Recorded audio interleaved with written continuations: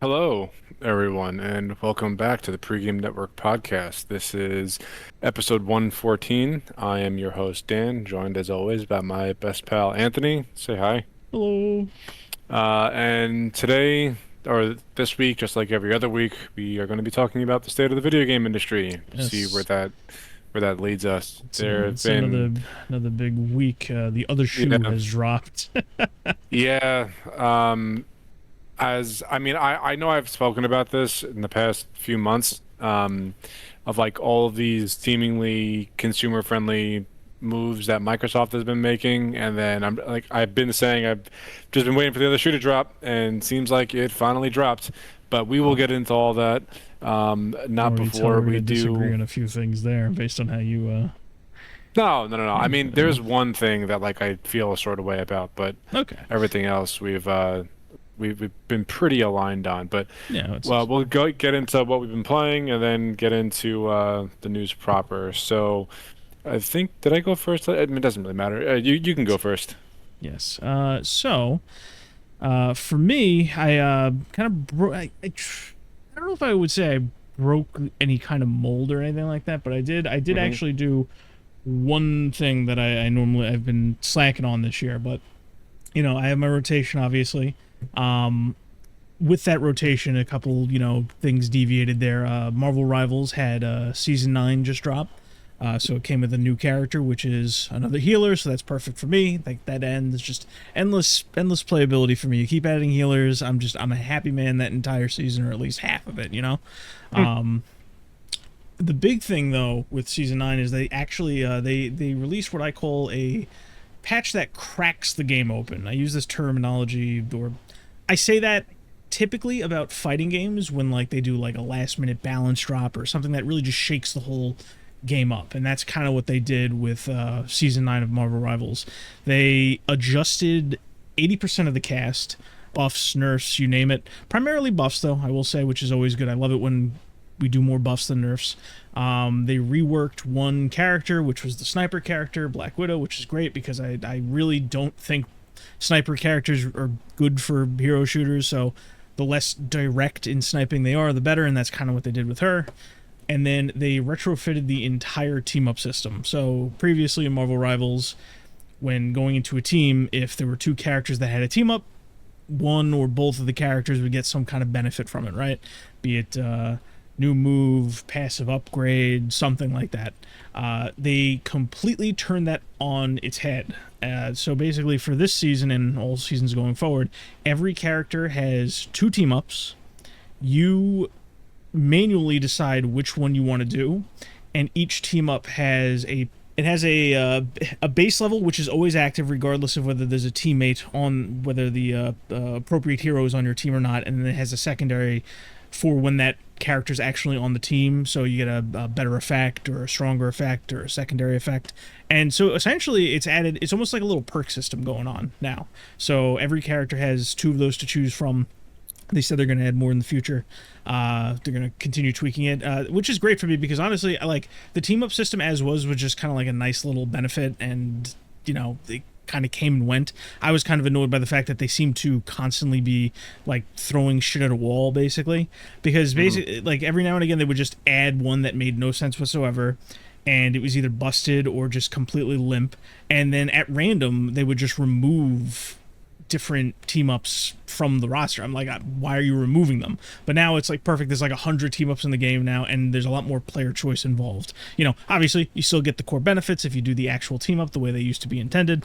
But now it's basically like I said, just like a little perk system. So that was really cool. And the new hero's fun. That's Jubilee from the X-Men. She's a cool little healer. So I've been That was playing a a lot of plus. that. Yeah. And then other than that, I played some fighting games. I did I've been still getting through the Fighting Frenzy with Harrison. Played a couple 3D fighters. So that was really cool. Can't talk too much about them because most of them are mystery games. So, but a lot of fun. I do like 3D fighters, and it's a shame they like Soul Calibur shows up every once in a while to put one out, but even then, it's been like years since the last Soul Calibur. There's really I no solid Soul 3D fighters out there. Go ahead. I was never a fan of 3D fighters. I always like 2D a lot better. Really? That surprises Yeah. me. I mean, obviously, I'm not like a huge fighting game fan, or at least not anymore. Mhm. Um, but I just like the old school. presentation of old school is the wrong term, but I think you understand the point I'm trying to make. It just seems more natural for a fighting game to have it be in 2D. While I understand the logic and like the appeal of a 3D fighter, I just like 2D better. That's just my preference. And we are talking about the perspective, not the style, right? Yes, yes. Okay. Just I always have to make that distinction. But Yeah, because when Dragon Ball Z started doing it, like the 3D stuff, I mean it looked cool. Don't get me wrong. I just like the I just I like the style of a 2D fighter better, I guess. I don't know. Maybe it's my long nostalgic flagpole I have in the ground for like Tenkaichi or Budokai. that's interesting to me for multiple reasons. Number one, I was gonna say it's because you like Budokai and you liked Soul Calibur when it was Yeah. some of the earlier Soul Calibur games, and both of those are 3D. So I'm surprised that you prefer the 2D style. That's actually surprising to me. But Really? there's nothing wrong with Well, that. like we're talking about the same thing, right? Like the perspective, like what I'm thinking of is for in a 3D fighter where like the camera is like over your shoulder and you have basically 360 degrees mobility around, Okay. the This is arena. So this is where we get a little confused, a little murky there. So what you're describing is more like an arena fighter, where like you Okay. move around almost as if you're doing a third-person action game. 3D Right. fighters are more like Soul Calibur, where like it's an arena you move around, but it has the camera tries to stay in between the two fighters, the same way that it does in a 2D fighting game, much like Budokai Okay. 3 did or Soul Calibur did. But you can move in every different direction. You know? Right. Okay. So then, yes. So then I, the arena fighter is what I don't like. The 3D fighters, I got no problem with. You are a man of great taste because I can't fucking stand arena fighters either. And most people who are into fighting games actually acknowledge that like arena fighters are a completely different breed that very very rarely give the same satisfaction as a 2D or a 3D or a platform fighter or something. You are a man of taste. You are a man of great taste. But yeah, so a lot of 3D fighters we played. But the big thing for me, something that I powered through, is Deus Ex Human Revolution. I played through the Really? entirety of that this week. Yeah. So occasionally, as you know, I just sit around. I'm like, what do I got in my libraries? I got Steam to my left. Wait, I got my. That What? is the first or the second one? That's the first of the reboot. Right. Okay. Yeah. That's what I thought. Yeah, I ever since I've been playing it and I've been talking about it to other people, I've been getting Human Revolution and Mankind Divided mixed up constantly because like they just blur together in my mind. So I know what you mean by like which one is that.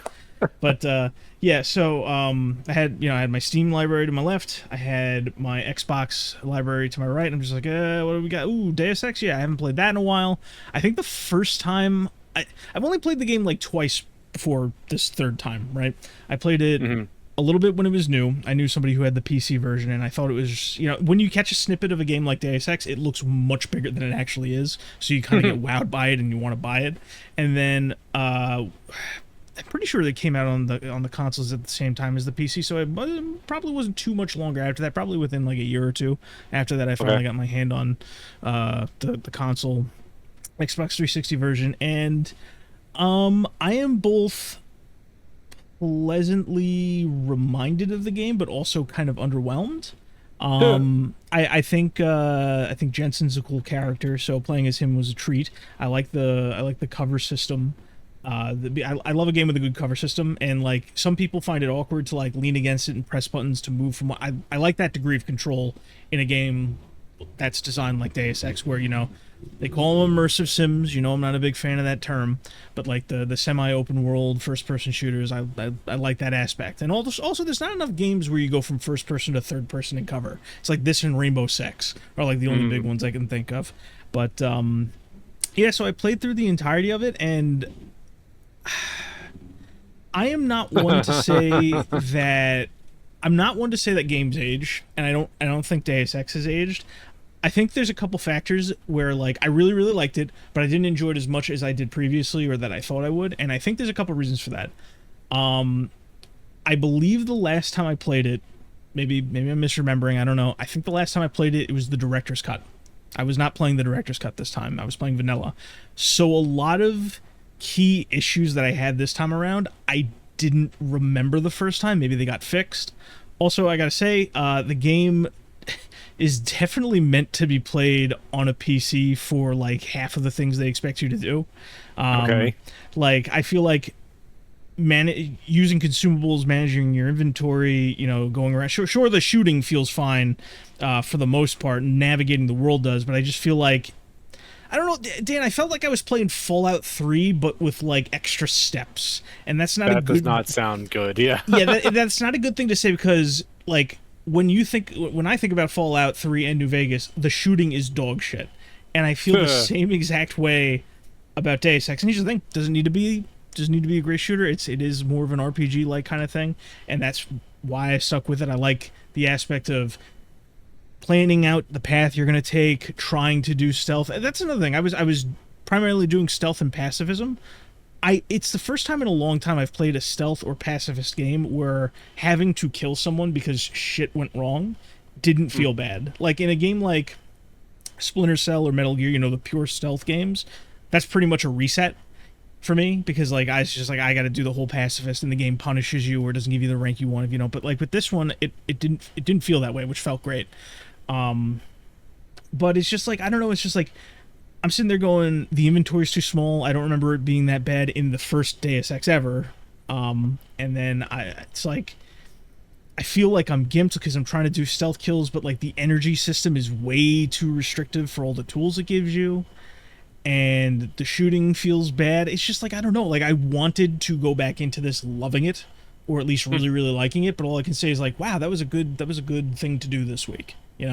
Right. So I did immediately boot up Mankind Divided, and I am gonna get through that. I can already tell they made a lot of quality of life changes going into Mankind Divided. So I'm very much looking forward to that. The last thing that I have to say about Human Revolution is there was like an error of like I don't know, like so in the past you have the PlayStation 2 games, you have the PlayStation 1 games, you have the PC games, the classic era, right? And I would say most games of that time had this kind of confidence in its design where menus sometimes are a little unwildly, but they're designed very with like a very distinct purpose, and because of that they age well. I think most of the UI in Human Revolution is dog shit, and it's because it feels like it was designed in that 360 adaptation era, when people were, trying different things. Like, there were parts of Human Revolution that looked cheap in a way that shocked me in the UI. Hey. And that just stood out to me because it's just like, I feel like back in the day, if you said something like this about it, someone would say, oh, that's just the new way to do it. It's so much better this way. And then it's like the first time in a long time I've actually said, I think this is aged poorly. I don't know. That's all that stuck out to me. But Dan, that's what I've been playing. This is Deus Ex, and next week I'll be playing more Deus Ex. That's it, huh? Wow. All right. Yeah. All right. As far as I go, I've been kind of like a smorgasbord. So So it's good. I mean, the staples have kind of always been there. I haven't touched Battlefield in a week, which is unusual for me, but there's just been a lot of stuff going on. So I've been playing some Darktide as per usual. We, putzed around in Helldivers as per usual. I am almost through the Doom: The Dark Ages Revelations expansion, and boy, oh boy, Anthony, did I forget how difficult that game was.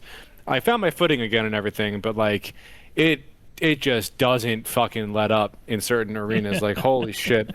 And like on top of all that, you know how how id has said like the first Doom game, Doom 2016 rather, that was run and gun. Then Eternal was like you're like a fighter jet, and then the Dark Ages you're basically a walking tank. So that's still true, but they give you the chain spear in Revelations, and they essentially give you the option to swap on the fly at any given moment between Doom: The Dark Ages like combat style versus Doom Eternal's combat style, because just with the introduction of the Yep, just with the introduction of the chain spear, you can start flying around the arena just as quickly as you ever did in Doom Eternal. And then if you're not on the ball during your session, you could really like fuck yourself up because you could accidentally hit the key that switches over from the chain spear to the shield, and then all of a sudden you just don't have a dash ability. It's just not there anymore, and then you can't grapple onto shit, and then you die, and it's like what the hell happened, and only to realize literally a half a second too late that you accidentally switched from the spear to the shield. And I've done that more times than I care to admit, to be honest. But so far, I'm on the final boss right now. I just put it down because I kind of needed a break. It is, oh god, it's so good. It's peak Doom, and they overwhelm you with enemies in the arena, and like there's so many different ways to play the game now, to counter shit, to get around, to whatever. It's almost overwhelming. And I'm playing on Nightmare difficulty right now, which is basically hard mode. Ultraviolence is normal in Doom, in like the new Doom series. Yeah. And I did not know like what I was in for. I haven't dropped it down. I don't plan on it. Like I'm already on the final boss. I'm not gonna take a step backwards. But Nightmare it's very unforgiving. Like you need to time shit, right? And it's basically the game expects you to be able to do these things. If you can't, then sorry, get better. Even though Doom is pretty known nowadays for its robust accessibility sliders for like difficulty tuning, which is it's always cool. But like I'm never one to get into the weeds and like adjust individual sliders for certain things. I'm just gonna pick the overall like macro difficulty level. But so far, so good. I really have been enjoying it. Probably going to go back and replay the entire Doom: The Dark Ages campaign just because it was so much fun, and especially now that they gave you the chain spear and it's like just enough Doom Eternal to bleed over into the Dark Ages. Honestly, I think it's like the perfect blend of the two. That the Revelations gameplay is probably the best in the series, in my opinion, especially because you have the option of like swapping on the fly between different playstyles, and if you get really good, you can pull off some pretty crazy shit. But I kind of want to go back and replay Doom Eternal again, just because that game was just bonkers. It's just so fast, so just in your face. But yeah, Doom a ton of fun, a really good time. I picked up Stellar Blade on the Steam Summer Sale, and I played it for about 2 hours so far. I didn't really want to get too caught up in it because I'm doing other things, but it's good. It's a lot of fun so far. I need to get my timing down though, because I have just been getting fucked it's without not being as taken out to brutal. eat first. Yeah, it's not as brutal as some of the the Souls-like kind of things, because obviously everything gets compared to, it's like, oh, you're doing Devil May Cry, you're doing Souls, but it's like it's funny not, you mentioned Souls-like, because there's only 2 hours in, there's so many Souls-like elements in this game that I've noticed so far, or not so many, but the two big ones are the resupply stations where if you rest, everything respawns, and you can replenish all your equipment and health and everything, and then just the combat system. I'm probably not far enough into it to really differentiate it, although I've never actually played any of the Souls series because it's just not for me. I'm not a fan of things being difficult for the sole purpose of them being difficult. I just think that's it's just arbitrary, in my opinion. I just was never a fan of that. I would disagree a little bit, just because the difference I would say is that there's like, if you take a regular game and you see like the higher difficulties are just arbitrarily the core experience but harder, compared to something like Dark Souls where it's like it's designed around that, where it's just like the experience is like that kind of challenge. Now I'm not that guy that's gonna be like, oh well, it's a skill issue, get good, because it's just you're for it or you don't. This kind of lends itself, like everything you just said, lends itself to the fact that have never truly played any of the Souls games, because from the outside looking in, especially from a marketing perspective, the game markets itself as, you think you're good at video games, come play this game, see how good you are. Like that is like the overall impression I get from when any like Souls fan talks about the game, it's just kind of insufferable in the first place. But um, like that just seems to be the talking point for those games, and I just could care less. Um, so it's probably my lack of experience with the Souls games that have just made me make that comparison. But it's definitely very it reminds me a lot of the of Respawn's Jedi series. Mm, The combat is very, very similar. yeah. Um, Yeah, so there's only like this there's like this smaller sect of action games that are like easy to compare to Souls-like games because of like the locked-in nature of the combat and how it's more difficult than your average action game or an average hack and slash or something. And that's where you would put Mhm. things like Jedi Survivor, Stellar Blade, Final Fantasy Origin, games like that. Yeah. But so far, so good. I immediately put on the skimpiest outfit that was available to me in the menus. um, so yeah, I put a little bit of time into Stellar Blade. The last thing that I'm going to talk about, Anthony, I took a stroll down memory lane and I replayed almost the entire Titanfall 2 campaign. Ah. Yeah, I went back and I resumed where I left off from like my original playthrough on PC, and I beat the game on hard. Apparently, that was the difficulty that I originally chose. And Mhm. then after I finished, I immediately ran it back and put it back on Master and started making my way through the campaign on Master because it's the closest fucking thing that I have to like Titanfall multiplayer anymore. Yeah. Also, very interesting, uh, I started playing more Frontier Defense in Titanfall. Oh, I that's did always a not good really have time. yeah, I didn't really have any issues finding a game, although because the game is 10 years old already, and the the way that it was developed was all on previous generation hardware, you have to manually set up a new open SSL port on your computer so that you can connect to the Respawn servers. I didn't know That's this ridiculous. until I was basically stonewalled from connecting to the servers. Then I Googled it, and then I had to manually put in a fucking secure shell layer on my computer. Like, it's crazy. But once I did that, I found a match no problem. And then I played like 2 or 3 hours of Frontier Defense today, and it was absolutely glorious, followed by profound sadness of knowing that game is the IP is pretty much dead aside from whoever else is playing it now. Mhm. I miss Titanfall. I miss it a lot. Man. And then after I played Frontier Defense, I'm like, maybe I'll just buy Impulse because it's the closest thing to Oh my Titanfall god. multiplayer. And then I took a second. I'm like, nah, it's just not. I didn't really enjoy myself with the demo. Like, I'm not gonna. You don't need to No, jump just. into Impulse Buy? Ha ha ha ha ha ha. I get it. I see what you did there. But yeah, that's pretty much everything that I have been playing this week. Um, so, without further ado, we'll get into I guess, the only update that we have this week. Actually, Um, Daniel, take a look at the top of the itinerary. hey, we got it right in. Yeah. Love those. Yes. Hit me. Let me have it. Dan, this is directed right at you. It has nothing to do Really? with me. Yes. Interesting. Okay. All right, let's have it. Race. The question reads as follows: how can Dan tolerate Destiny after years of Bungo fucking everything up? And then in parentheses, I didn't have a good question about the state of the games industry as I'm really just black-pilled on AAA.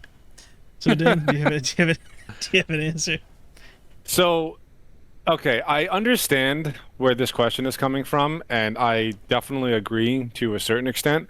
Um, my relationship with Destiny is extensive at this point, and the answer to that question would pretty much be it's because of the team that I was running with when I was at the peak of my Destiny 2 tenure.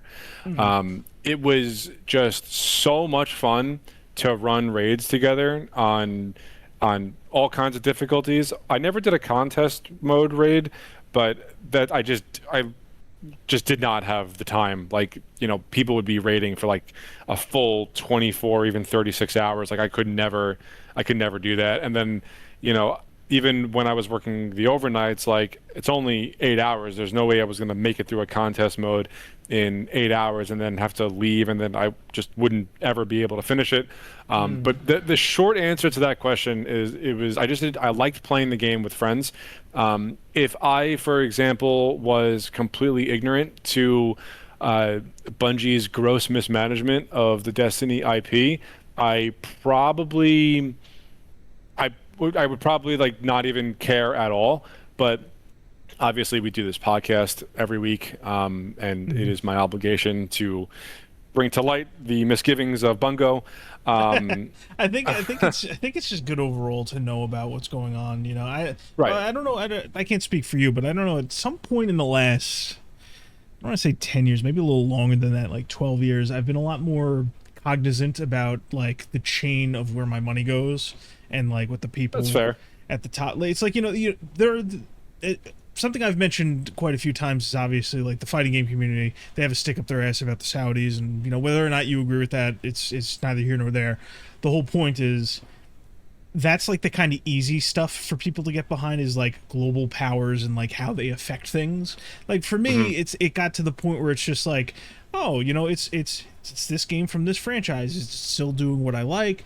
Do the developers fucking hate me for whatever reason? Are the people interfering with it? Because it's just like, my time and money is mine, and I shouldn't have to worry about giving it to people who fucking hate me, So it's like, That's totally fair, and I understand that sentiment. I really do. And the question is also very, very fair, because like it just, everything that Bungie did basically from Witch Queen on, no, I'm sorry, from Lightfall on was just terrible, with the exception of Final Shape. Like Final Shape was a fantastic expansion, and you ask any Destiny fan worth their salt, they would tell you that. There was like one thing in the Final Shape expansion that like rubbed me the wrong way, and I don't think I even brought this up when the expansion initially came out. Yeah, they had to tie up all the loose ends of the story, right? The story's been running for over 10 years. We knew what the witness was, where it came from, with like the motivations, blah blah blah. And then in the Final Shape, the new destination was inside of the Traveler, but we never ever got an explanation of what the Traveler was, like what it was doing, nothing of the sort. And I thought, since we were going into the Traveler as a new destination, like surely we will get some kind of answer to that question, and it just never came. That's something that I'm just gonna have to live with. Yeah, I mean, that strikes me as very much like a lead that you want to carry across multiple sagas, and maybe things would have been different if they knew this is going to be the very end, but that definitely strikes me as a bit of a, we'll tease you a little bit by going there, but it's like a card that they don't want to play yet. It's just like, in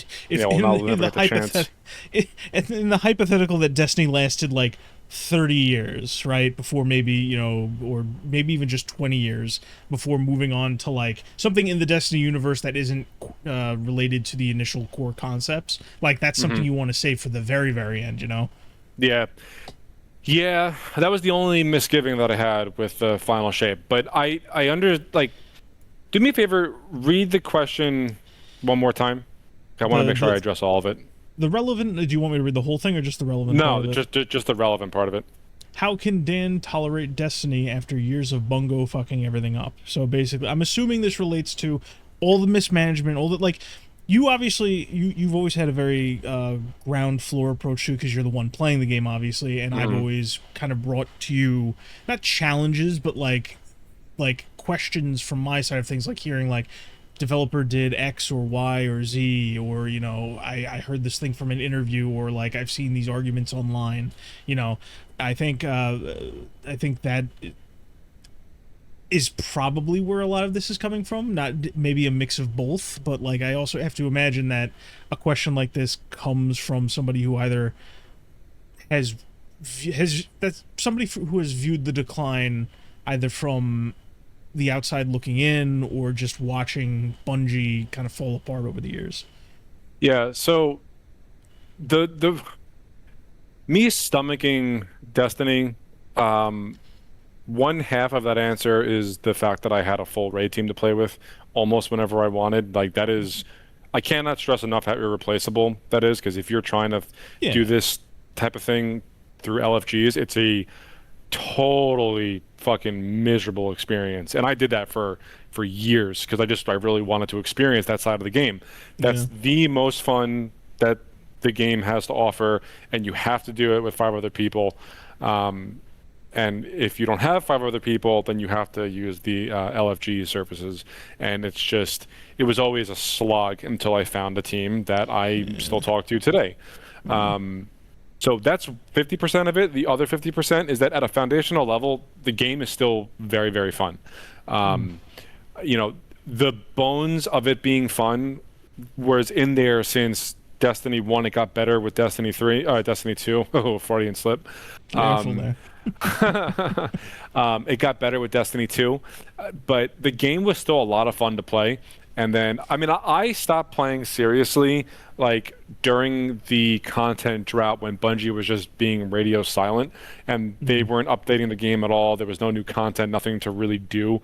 And then after that passed, like all of my friends that were playing the game just walked away. And then, as I've expressed to you in the past, I just don't have it in me a second time to like look for a new team, even though the game is right now it's sitting at the number 10 spot of Steam's top 10 current games, which is not nothing, especially after the game entering maintenance mode. But like I said, at a foundational level, the game is still a lot of fun to play. Like Bungie could not have handled that IP any worse up to a certain point. But that's the timeline that we're living in, and it sucks, but I had my fun with the game. I made a couple friends, and that's really all that I can say. I'm not really one to like go on and on and on about how Bungie is would ruin the game, even if it's true.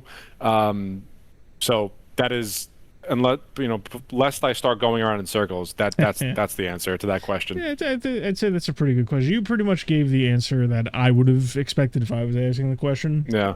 Which is, I would have to imagine part of it is being part of a particular group and the game offering you something that nobody else offers. Because and power to you for that, because I don't know, like, again, a lot of it for me is in passing, but like hearing the way they approached development and their priorities in the last 4 to 6 years, I couldn't, going back to what I mentioned before, I couldn't support or stomach that no matter how much I loved it.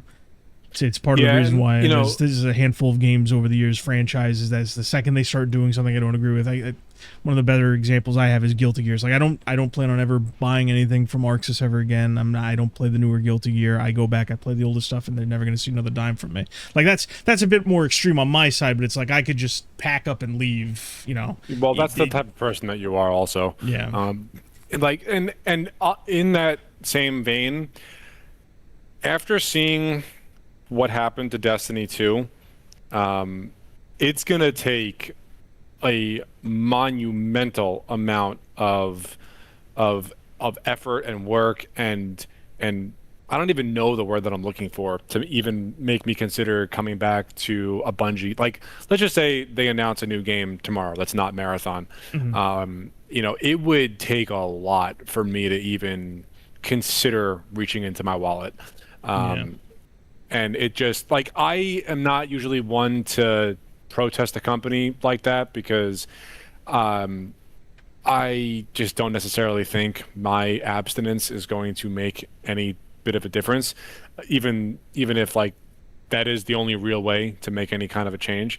But Destiny was my favorite game for a very long time. It's still probably in my, I would say, top 15 at the very least.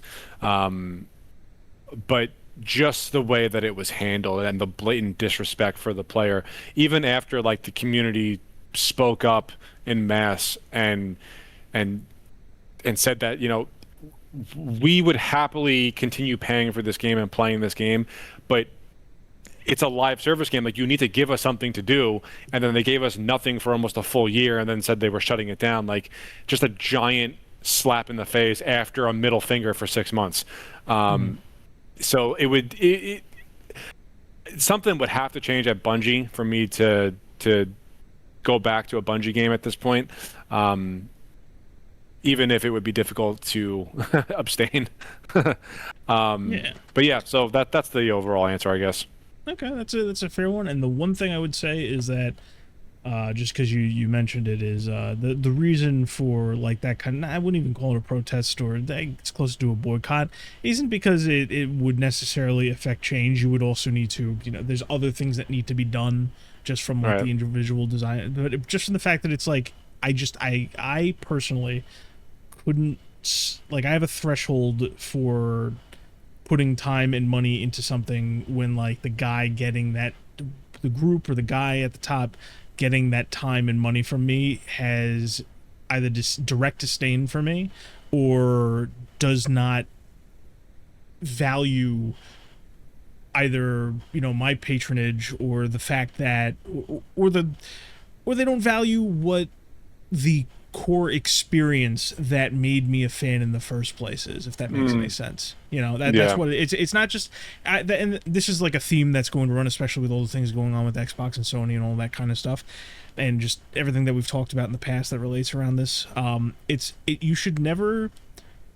You should never make decisions like that. Not you, it's the royal you, everybody that we're talking about. You should never make decisions like that based on immediate personal gain or like the aspect of trying to make an immediate change. It needs to be something Yeah. that you believe in to some certain degree, so Yeah, and even going off of that, I think a large part of the Bungie community, not even Destiny or Marathon, I think a large part of the overall Bungie community, they're going to remember this. And whenever Bungie ends up putting out a new game, if Sony doesn't close them first, I think it's, like setting Marathon aside, the fact that it didn't sell well, the numbers aren't great and all that stuff. I think a lot of people are going to have the sour taste of what happened to Destiny on their, in their mouth when yeah Bungie inevitably announces something new. And it's going to take them a very, very long time or a gigantic good faith gesture to bring anybody back in a meaningful way. yeah I agree. That's what I think. Yeah. And you know what? Good. They need to work for it. They Absolutely. need to work for it because it's fucking unacceptable. It is completely unacceptable. And like, all the devs in the trenches and everything, setting aside the like individual person, the people that actually care about the game that are making it, they're really the ones that get caught in the crossfire. But I'm sorry, like this is just collateral damage at this point. Like the company and the executives, they need to get the message. There's no other way to put it. Mm-hmm. So, yeah, Right. yeah, I'm kind of done with Bungie, and yeah, I didn't really think about it too hard, to be honest with you. But after what happened to Destiny and the way that it went out, just a giant slap in the face of disrespect. So they're gonna learn. They'll learn one way or another. All right. Well, to the guy who wrote that question, great question, truly. I don't think I ever really addressed my feelings on Bungie head on in this manner It's before. always been about the ongoing events at the time, Yeah. and whenever we talked about it, from the very beginning to now, it's always been about your feelings at the moment as Yeah. the Yep. games were, as the updates were Yeah, coming that's a and good what we were point. expecting in news, and this is the first time we really got to the I guess Yeah. the crux of it, I guess. So Yeah, like I haven't played Destiny since June 17th, according to my Steam page. And I did like the Secret Exotic Quest and like all the different stuff that the Monument of Triumph update had to offer, aside from all the endgame activities because none of my You, friends play the game anymore. you ever get that last so- cutscene you were talking about? I YouTubed it. I didn't Okay. have the patience to do it myself. I really didn't. Like it didn't. It doesn't mean anything anymore. Like it Yeah, just no, not. It doesn't. Normally, I'd It's give not a you shit for consequence. watching your game instead of playing it. However, I'd say you put your time in. I'll give you a little Yeah. slack on this one. Yeah, I only put 4,000 hours into the game over the course of its life over But did you two really different play it if platforms. you watched the last cutscene online? I don't know. I I have to will just doubt slap these you things. silly on Sunday. All right, keep it up. Okay, buddy. Okay, so thank you for the writing question, random guy on YouTube. Please keep listening and continue asking questions. Both Anthony and I Always love enjoy answering them. them. Yes. Yep. Okay, on to this week's update. I'm going to let you take this one because I feel like you are going to have a better overall grasp of the big picture than I do. Yeah, so obviously last week we talked quite a bit about Sony's rather drastic shift, which sent ripples through the industry of them abandoning physical media. And since then, obviously, there's been a ton of outrage. We've talked extensively about a lot of it. But the main thing to note is that from that point, and I think I talked about it a little bit, Sony kind of did a media blackout for a long time where they were basically only saying things like, I guess, scheduled posts on like their support channels. Because I don't know if you know this, and this is just like a weird aside, all of these major companies have small support channels which occasionally just get random posts put to them about features that you may not have heard about. Just a thing. Nintendo does, and Xbox does. It's just these weird little things. I knew that. Yeah, so I think that was the only one that made any post. Every time they or somebody else peeked their head out, they were getting absolutely slammed. Like, I'm talking like the Wolverine Insomniac Twitter was like getting dogpiled constantly. Any small post that they were obligated to make as the blackout kind of waned a little bit was getting hit with different comments and community notes where like it was basically they were just under attack constantly. Different brand accounts were coming in and taking pot shots, like Domino's, everybody's favorite. Domino's EU came in and made another thing like, oh, we're gonna start doing digital pizzas. What a weird like company to go. Yeah, Domino's has they've been consistently like just getting easy dunks on these companies. I don't know. It's working, I guess. Everybody loves Domino's, you know. I would genuinely love to know how that affects their numbers. I would imagine, you know, Domino's isn't hurting. Plus, I gotta imagine there is a great deal of overlap between the gamers and Domino's. Like even back in the day, when I was in high school, a little after, a little before, when you know that period of time where like we had our own money. You know, like Domino's was a frequent choice for those all-nighters. So, I mean, I guess there's overlap there. You know, there's something speaking to someone, and the whatever intern is behind the scenes knows what they're saying, I guess. So, you know, they're just taking the easy pot shots. Yeah, so the couple things I wanted to comment on is that after, I wouldn't even say the peak because it is still going strong, the backlash and the constant... Good, as it talk should. About it. Yeah. Actually, but before you continue, I want to inject this here before one, I forget, and two, it's not relevant anymore. Yeah. I kind of conducted my own survey in this past week, in the different circles that I'm in, and different people that I know play video games like more than the average normie, for lack of a better term. I asked all of them what they thought about Sony basically killing physical media for the next generation, or at the very least for the next in 2028 going forward.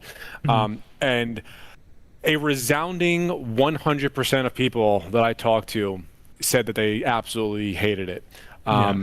Which I think it's anecdotal, obviously. That's not, I didn't survey like thousands of people or anything. I think it was probably like anywhere from 5 to 7 different people. Every single one of them, even though they each have their own respective like full digital libraries, like it's more of a symbolic thing for gaming now that they're doing this than anything else. Like, granted, you and I both love to collect physical media and physical things for our games. Obviously, that's not everybody. Like, the digital part of it is very convenient, but I just wanted to see like the different people in my life that I know personally, what they felt about this, because even though this is something that affects like everybody that will play a video game going forward, you still need to kind of have your ear to the ground to know what's going on and why, with especially with something like this. So I felt like it was important to put this here. That every single person that I spoke to personally absolutely hates the fact that this is what's going on. Anyway, I'm sorry, continue. No, it's fine. I mean, it's definitely not a popular move. Nobody really likes it, except for that one particular class of people, you know, the same guys that say, "Oh, I would pay $150 for Grand Theft Auto 6." The ones that see gaming as like that person shouldn't even be able to play video games. The people that see like gaming as some kind of status symbol kind of thing, and spending more money is like good for them. That kind of people they were sticking up for it, and another group of people, which I'll get to in a second. But you mentioned something important, is that, like, you know, whether or not you have your ear to the ground or whatnot, it affects everyone. Because here's the thing, because, you know, me, you, we've both heard people, I'm sure, across the years, especially, you know, being that we both worked at Best Buy for a time, and we kind of saw priorities change as far as physical media in other mediums kind of change over the years. That, like, you know, obviously digital was like the big thing. It's like, oh, it's convenient, it's this, it's that, you know, I could get it anywhere. There were cross promotions like we talked about where it's Ultraviolet, where it's just like you buy the physical, you get in the digital anyways. How convenient. It was like a big thing for a while, streaming, all that kind of stuff. I would say that I would just say that it kind of, like, not waned or broke, but like there was kind of a snap realization where, like, a lot of people I know that either sold physical collections that they had or stopped collecting kind of picked back up after like 2022, I want to say. Like, there was that kind of movement to go back to physical media, you know, and it's especially prevalent in music, but movies kind of made a comeback in that way. You know, it's funny that you say that, because before you said, especially in music, I was going to say that people are going back to vinyl as opposed to all the streaming services. Yeah, first of all, people just like physical collecting in general, but like the more important thing, and what I was getting to, is that regardless of whether you prefer physical or digital, physical going away affects everybody, because that's when the marketplaces, especially closed ones like Sony and PlayStation, those marketplaces will lock down immediately. What little competition or pressure they feel, you know, doing those digital sales from outside going in, are going to be completely gone. Like, you can already see it with how they handled their first party games. Like, I saw somebody post an example. It's like, if you want to get The Last of Us Part 1, that pointless remake, it is currently $70, I think, on the Sony PlayStation Store. And then it's like half the price on Amazon or something. I saw it for $15 on Amazon. Yeah. It's ridiculous. It begs the question, what the fuck is this about? And I'll tell you, it's about control. It's about nothing else. It's about control. It's about profitability. I saw everybody's favorite, you know, snake in the industry, Jason Schreier. I have nothing but bad things to say about him, but he did like a little rundown on it. I had to mute it and read a synopsis because his voice is very nasally and gross. But he did a breakdown. He basically explained it. It's just like physical copy. After everybody takes home their cut, Sony gets $45.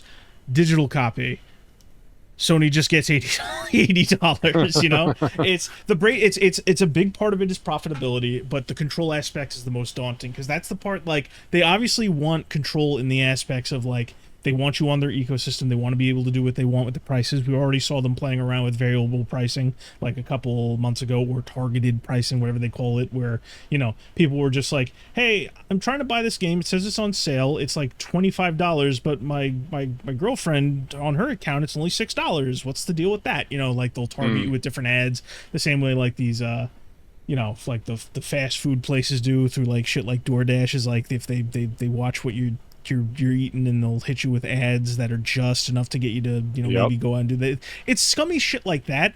But my main thing, and you know, I have a fucking stick up my ass about this, is they can just change the product you have on a whim. Like, they can just edit it. Well, that's what we got into last week. It's not necessarily solely about you owning the product that you're buying, because technically that really hasn't been the case for like the past 5 to 7 years. It's the DRM associated with a digital product, or with a piece of software, really, because we live in an interconnected world now where everyone has access to the internet, and to get any console to do anything now, you have to be connected to the internet. There is no way around that. There is no such thing as an offline console anymore. It just doesn't exist. So while Sony ending physical media is nothing but like a thumbs down to the vast majority of people, It's not really about like the physical product. It's about the control over the product because, I mean, if people have the discs, you can still do whatever you want to the, not necessarily whatever you want, but you can still dig around in the game files, right? Like it could be a lot more difficult if it's solely a digital version of the game. And it just, it is, it's there's a lot of variables and there's a lot of factors to this. But I keep on coming back to the DRM and to the control of whatever it is that you buy because you're not owning anything when you buy something from like the Steam store or the PlayStation store or the Xbox store. You're just leasing it, and I know I said this last week, but I'm gonna say it as many times as I fucking please. They're allowed to use terms like buy, purchase, and own, where the definition of those terms is anything but what any other human being would associate the definition of those words. Like it's not the same fucking thing. And that's really where I take issue. I kind of derailed you. I'm sorry. Continue. No, it's fine. I mean, I was just basically getting at like where I was going to go from here is like, you know, obviously we talked about the downsides. I mean, it's always been the case, but it'll be reiterated. The only positive side to digital, right, is you don't have to worry about damage to the physical media, which is rare if you know what you're doing. And I guess it's more convenient. You don't need to get up and put the disc in your console. Like for the longest time, it's been minor convenience. Like you can bulk buy, you don't have to wait for it or something like that. It's like it was sold to us with a degree of like, oh, the games will be cheaper that way. There are people out there who still fucking believe that, even though that was the biggest crock of shit. Yeah. Oh my god. Yeah. And the funny thing is like it was promised like 15 years ago, like, oh, you know, we're going to do digital more and more frequently. I forget exactly, like, it was probably a little bit before that, maybe even like 20-ish years ago. They said digital's becoming a thing. You know, the games are going to be cheaper because it cuts out the production costs and all that stuff. The same fucking argument that they're making for, Sony pulling out in the first place, getting more profit, you know, that production cost that they're cutting out. We never saw a dime of it. The first time we ever did was shockingly last year. Nintendo decided they're going to do that with some games. It took us like 20 years to get here, and it's not a standard. So it's all... Again, there's only so much to say, really. It's been interesting because throughout all this, the people coming out of the woodwork to defend it are those people that think that it's a status symbol, are the people that think that... you know, the industry insiders who are very, very cozy with Sony and have a very heavy Sony bias, you know, they're the ones that are saying like, oh, this is actually a good thing, or like the worst are the ones that are dooming about it. Like, no matter how many of you cancel your PlayStation Plus subscriptions, of which there are to the point that they were offering customers 50% coupons to come back to the service, so they noticed it. Yeah, some customers were getting 50% coupons in the email saying like, oh, come back, we miss you already, or something like that, right? But so they are noticing it to a degree, and this all peaked when some Japanese analyst, I don't even think he's a video game analyst, he's just an analyst, came out and said there's absolutely no way in hell, you know, Sony's ever gonna, I'm paraphrasing here, Sony's never gonna turn their backs on this because, you know, even if they lost 1 million people from PlayStation subscribing, they would get the money back anyway. And then it turns out this guy has been doing papers on AI technology and would benefit directly from Sony's increased production of those micro lenses I was talking about. So it's all the people who have a bias or have something to gain from this are the ones coming out now that things have kind of quieted a little, not by much, to say that like, oh, you're never going to get them to overturn it, so just shut up and stop. And this goes back to what I said before. Even if the odds are stacked against you, you know, there's millions of people saying they will just consume no matter what because they have no standards, or that they see it as a status symbol, or they say it's hopeless, so you may as well buy it anyway. You got to do what's good for you. I don't support that. I don't support what they're going for. I'm never going to. So they're never going to get my money. I don't know what the way to put this. And it's like, I could be the one guy doing that. Am I supposed to? Do you just jump off of bridges because other people do? You know, that age old thing that everybody fucking says, everybody's heard in their entire life. Like, I don't get what we're doing here. So it's just like, I would say power to the guys that were directly invested. You know, me and you, it's easier, I guess, for us to say because you never got a PlayStation 5. I never got a PlayStation 5. We haven't been subscribed to PlayStation services in a while. This would be an out for both of us, I would assume, if we were in this position. I can say safely for me, I'm assuming the same for you. They would have to, I mean, there would have to be something on the same level of like God of War 2018 or Uncharted 2 or 3 for me to even consider Yeah. opening my wallet. Well, I have a bit of disagreement with that, where it's just like I'm out regardless. I would Hmm. have to say the good news for you, Dan, is they make it easy because nobody's really fucking making Yeah. anything. Yeah. Yeah. It's like, but And even just like, I enjoyed God of War so much, and then when they announced and came out with Ragnarok, like I I wanted to play Ragnarok as much as I wanted to play God of War 2018, but I still didn't run out and buy a PS5. So, like, what does that tell you, right? Like, yeah, it's there you not. go. Yeah, and then all these price increases that everyone's announcing, I can't fucking afford to buy a PS5. I just can't. Yeah, And so, I mean, sorry, Sony, like, do something beneficial. there you go. Uh, um, Anywho, okay, so that was the update for Sony's pullout of physical media. Hmm. Before we get into the great Xbox reset, which I'm sure we both have plenty of thoughts about Yeah, that, I wanted to pose a question to you. You probably already sure. saw it in the workspace chat, but I have my here it eyes is. closed. Just hit me. I'm blind.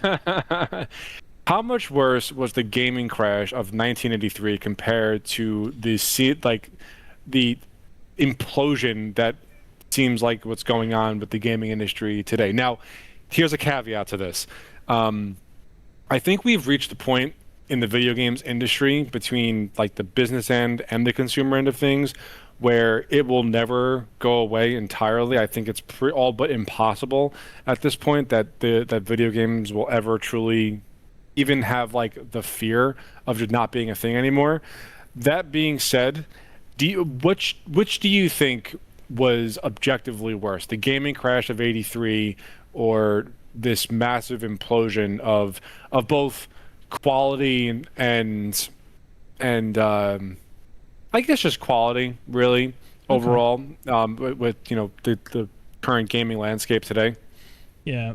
So the first thing I'll say is I'm very glad that you led with the things that you did. Because the one thing you mentioned, it's like it's way too big. Like it's not going anywhere. Yeah. That's the key thing. Like the one Like of the even if we're just left with like Minecraft, Fortnite, and Call of Duty, you yeah. know, I'm just using those as examples, Yeah, it obviously, could but the fall at its current level, which there are things to talk about with the current level. You couldn't get a crash of the same kind as the original yeah. video game crash, because that was where like people were legitimately saying, "Oh, that was just a fad and we're going to move on." Like Mm, it can't get that, like it's too established. Like there would need to be extraordinary circumstances that we're not quite close to. Now, as far as the direct comparison between where we are now and like the original video game crash, the thing is hmm. like things like the factor that they had between the two is that there were low quality games and way too much money was being spent on them. A Right. bit differently though, like Which is almost indistinguishable of what's going on today. yes, Almost. but there's a key factor here then where they differ. The money that was being spent back then was in overproduction of like releases that they were betting big on. Like it's where that production cost came into effect. Like everyone likes to poke fun at ET. Like ET caused video game crash. There were other things that fucking factored into that, and there were other games that were as bad or worse than ET.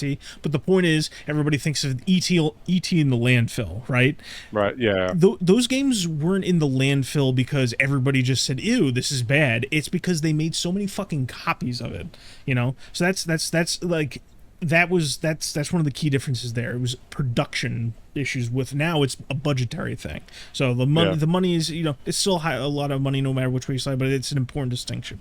Um, and with the quality wise, like back then it was like constant shovelware was the norm. Now it's like you wait forever for a game and it just sucks for a multitude of reasons that we've all discussed before. Or a Um, game will release and it's nowhere near complete, and they finish it proper like a year or year and a half down the yeah, road, which yeah. should be unacceptable. But here we are. Yeah. So there's a lot of similarities in as far as driving factors. There's also like the aspect we could also argue like what we just talked about also factors into the crash of '83. There was a lack of quality control, and a part of the reason why there was a lack of quality control, and this is something that is completely unique to '83, is there were too many consoles. Like everybody was making consoles at Yeah, that that's a point. really good point. Yeah, Yeah. there was a lot. Yeah, and the big worry and something that would push games now into like a crash at the level of that previous crash, we're close to having not enough consoles. Yeah. Like how many years have we been talking about like, oh, everybody's like, Xbox is about to leave, Xbox is about to leave, Xbox is about to leave. Like, you don't want that regardless of it, Yeah. because then you inch closer to like, okay, maybe we are in crash territory. But basically all this amounts to is like I feel like gaming is in a pretty disastrous spot, and like this kind of Right, wave. which is why I posed this question, because Yeah. there's a lot of similarities here. Yeah, something would need to break in a financial way that I'm just not privy to, or things would need to degrade further for us to get into that crash territory. And even then, I'm still with you where it's just like I don't think it would be going away. So, interestingly enough, something that is much more prevalent now, but was also a big deal back then, is some of the signs that people saw. People were looking closer at personal computer gaming, like stuff like the Commodore 64. Like that was kind of unaffected by like a lot of the crash stuff, because it was like, oh, it's a computer and it games, so you can pick and choose your own games, and you'd have a tool left over afterwards. And we're kind of seeing it now where it's just like people are leaning more towards PC because of all the blunders of the console market. Yeah. So Yeah. yeah. I mean, you raised a lot of really good points. Obviously, the crash of '83 and what we're going through right now are not the same. Yeah. There are a lot of similarities to draw, but they're definitely not the same thing. They It just it feels not necessarily worse, because you and I have no idea how it felt back then. But it feels extremely hopeless today, as far as it's just like quality drain all over the place. All over the place. And that's an important thing to note, because like I said, that is the thing that the two instances really share. Because other than that, it's a difference between excess and scarcity. Like we're hurting for like good experiences. It's not like we're drowning in shovelware. The shovelware's out there, but it's not like the norm. Like imagine all the like chintzy like $1 to $5 games on Steam that people make for a quick buck. Imagine going into a GameStop and that was the only thing on the shelves. That's pretty much what happened during the video game crash of '83. So it's like, I don't know, like some of the things are there. I've heard a lot of people who were part of the industry back then say that it feels similar in a very vague term, and I get why that is, because a lot of the thing, like I've been talking about issues for a long time, like to the point where people look at me like I have two heads, because I was mentioning a lot of the stuff that like everyone's just kind of lamenting now, I was talking about 6 years ago, and maybe even a little before that, because it's like the payment is due on all of these issues that we've just let run amok, and that's going to be abundantly clear when we talk about Xbox and all the things that happen there. But basically, to answer your question, is there are a lot of similarities, and I can understand why people would say it feels the same. But gaming as a industry, not a medium, but as an industry, has changed too much for it to directly crash in a similar fashion to '83. And while there are a lot of similarities, some of the, I guess you could say, foundational stuff, or some of the, there are as many key differences as there are similarities, And the biggest thing to me is the difference between excess and, scarcity. Yeah. No, I definitely agree, which is why I put the caveat at the end there that, I don't think the gaming industry could ever truly go away. I just think it's way too big and too ubiquitous now than it was back then, obviously. I just thought that was an interesting question to ask.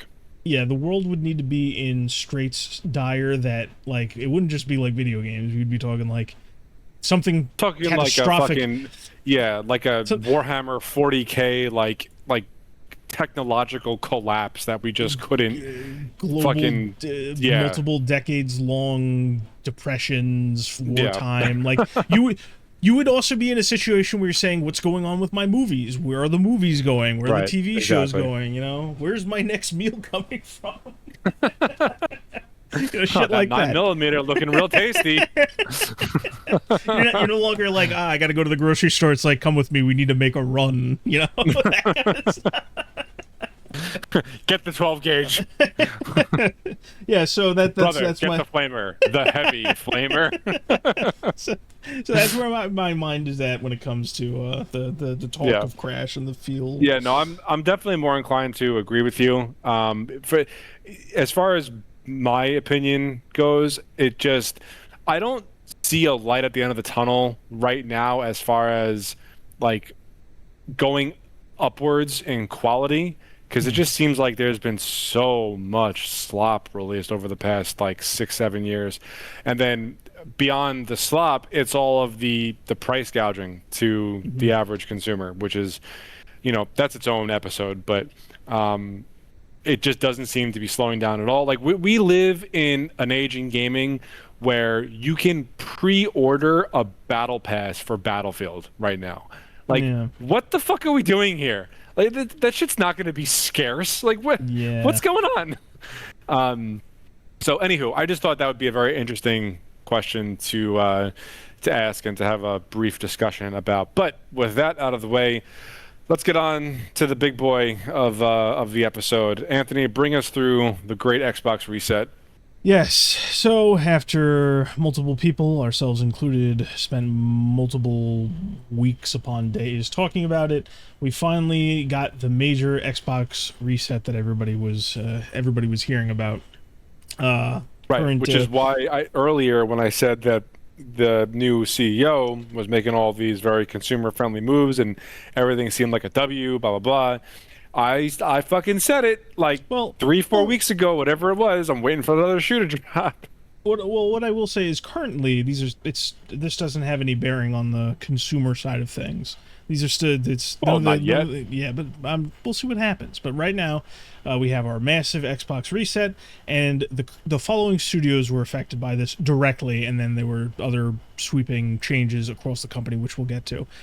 Compulsion Games, Double Fine Productions, Ninja Theory, and Arcane Leon, so all the ones that were rumored. And in addition to that, we have Undead Labs and Bethesda were also affected by this. Also in software. Now, yes. We'll start with like the ones that we talked about previously, just to kind of close the book on that, because we spent that whole time I talked about how they made basically fucking nothing and they kind of deserve to be closed. Compulsion Games and Double Fine will be going independent. They're spinning off as they're returning to their own independent status. They could have done worse. Absolutely. They definitely could have done worse. Yeah. Ninja Theory and Undead Labs have been sold to new owners. I just snuck Undead Labs in there, even though we didn't talk about it before. Arcane Leon is currently discussing potential strategic options, and their future's a little uncertain. Dan, I'm going to say something that might make a couple people upset. Myself included? Maybe. Okay. 4 of those studios deserve to be closed. And I don't think, and I honestly don't think the goodwill. I'll put it this way: I don't think Xbox got enough goodwill for letting these companies live to justify letting them live. They should have just been shut down. Or I hope the amount of money they got in whatever deal to spin them off or sell them off to new people was fucking worth it. Because Compulsion Games, again, they've made like fucking nothing of note. Double Fine, Tim Schafer needs a fucking black eye in the worst way. That guy is so fucking insufferable. It's dog shit. Ninja Theory is... I don't know who the fuck bought Ninja Theory. Who put money in that money sink, but whatever. Ninja Theory is Senua, right? Team Ninja is Ninja Gaiden. Yes. Okay. Yes. Because we're going to go through this every time because everybody makes that fucking mistake. It's so easy to make. And Undead Labs, I'm gonna look it up again right now because I gotta double check this. Look, man, Undead Labs, I definitely agree with that shutdown because weren't like they made here's State of what Decay 3 isn't like nowhere close to being released, right? Like even 1 and 2 weren't anything of note. So I here's the knew thing. nobody that played those games. So Sorry. I knew one or two people that played State of Decay. It felt like an Xbox Live arcade game when I looked at it. And I'm just like, there's nothing wrong with that. Even When State it, of Decay 3 looks like that. yeah, State of Decay 3 doesn't look that great. So, but you look at it and you can say like, okay, that's an indie or a double A, and they're doing their own thing. It's not a multi-million. Xbox should own this in perpetuity. This Right. Undead Labs has only made State of Decay games in their entire existence. So they've only made 2 games in their entire existence, and Xbox Yeah. was just throwing infinite money at them. Like it's ridiculous. This whole thing is so fucking ridiculous. I can't. I largely agree with you for a lot of the different studios that we're talking about right now, because like you can't spend 20, 25 years and put out like 2 or 3 games. Like it's not a good business model. It's just not, Yeah. especially if the games that you're making are either one, not exactly what people are vibing with, or 2, just like hyper fucking niche. Like the games that Yeah. Double Fine put out, I know nobody who has played them. I At mean, least- maybe what I'll say to this is like the people at Double Fine, like the kind of culture they've cultivated and the people who kind of took the lead, their best games are not even Double Fine games. They're like LucasArts games from like way back when, the classic point and click shit that I like. That was they peaked like decades ago. They've done nothing of note outside of like whatever I talked about last time. Like I'm not gonna dig through to give them credit for shit that I can't even remember. But like I just. I ranted about it when we talked about it last time. Those companies should have closed. They should have closed. There's no other nice way to put this. Arcane Leon, I have a little bit of sympathy for because of their history and the fact that they've been kind of getting screwed constantly. Like they're a bit better. Like maybe it should have just been a mercy killing. Who knows?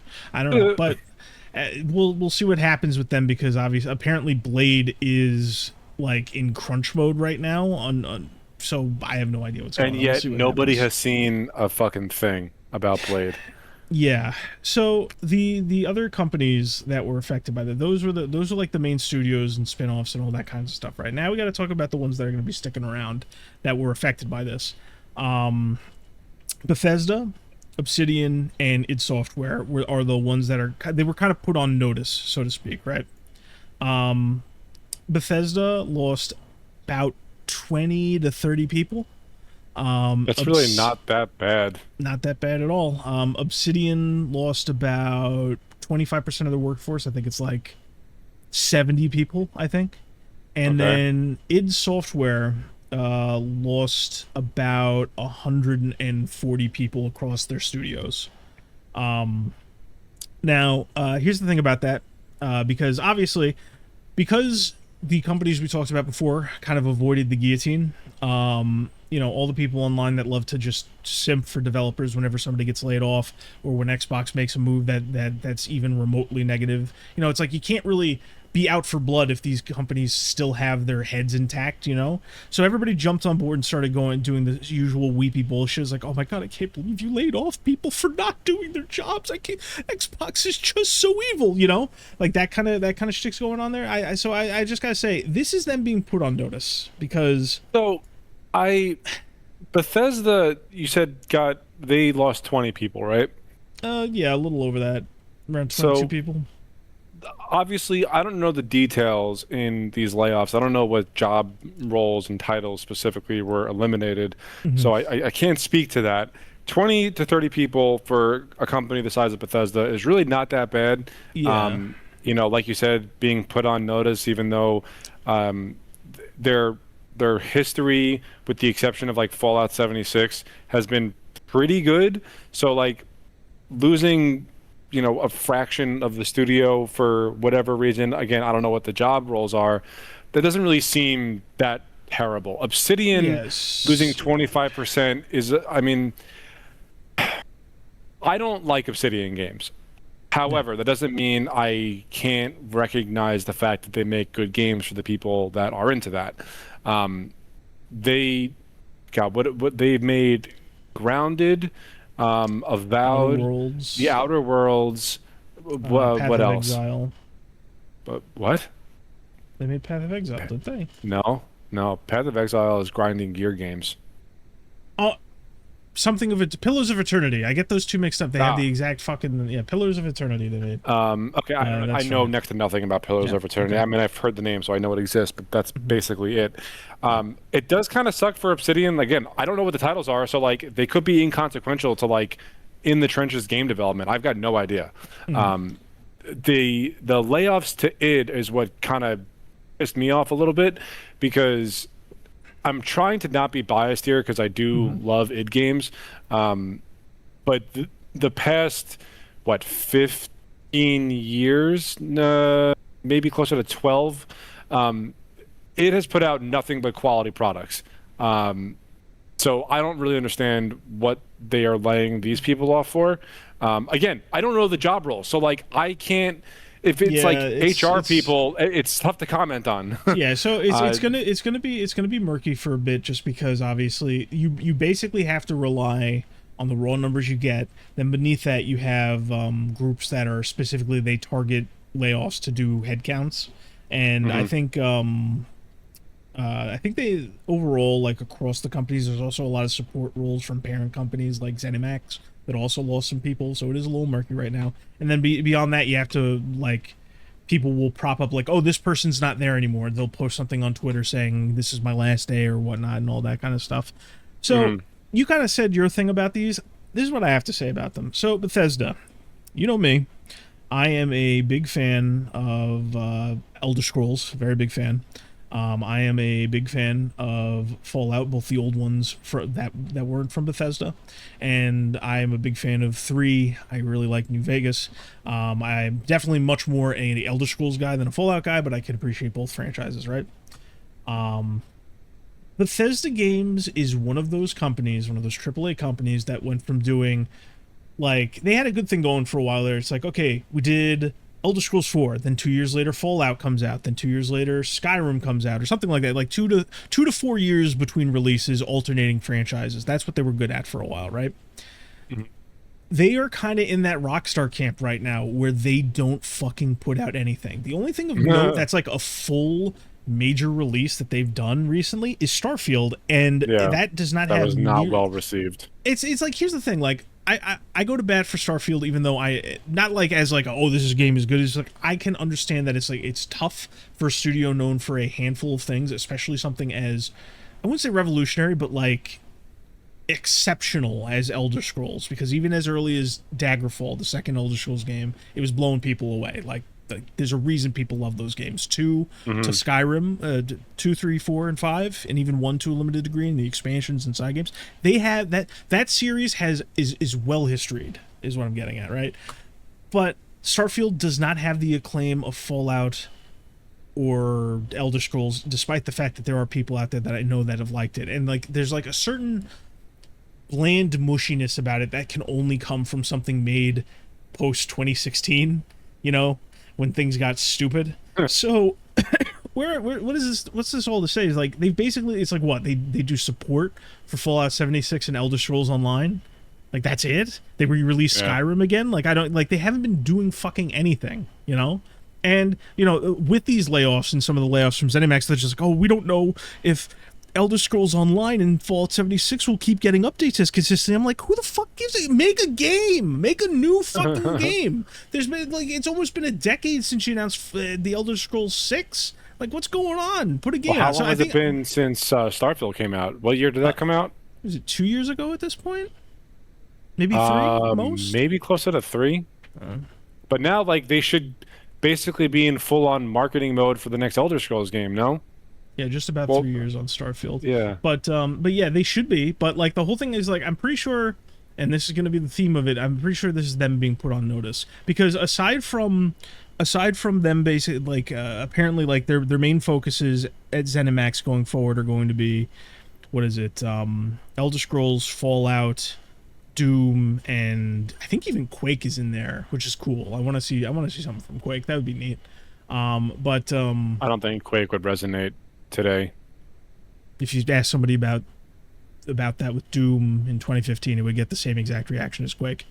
Quake and Doom have that same thing. All right. It's just okay, fair enough. Like, you could, I could be enough. saying, I could, like, in an alternate reality, you just got done talking about how Quake the Dark Ages was awesome, and I'm sitting here going, oh, apparently Doom is still a big deal, and you'd be like, I don't think it would resonate today.